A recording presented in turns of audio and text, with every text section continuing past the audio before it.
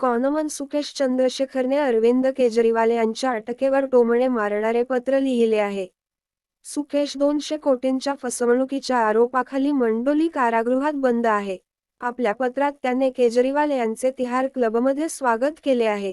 तसेच वाढदिवसाची एवढी चांगली भेट मिळाल्याने खूप आनंद होत असल्याचेही म्हटले आहे. मात्र, सुकेशने अरविंद केजरीवाल यांच्यावर आरोप करण्याची ही पहिलीच वेळ नाही.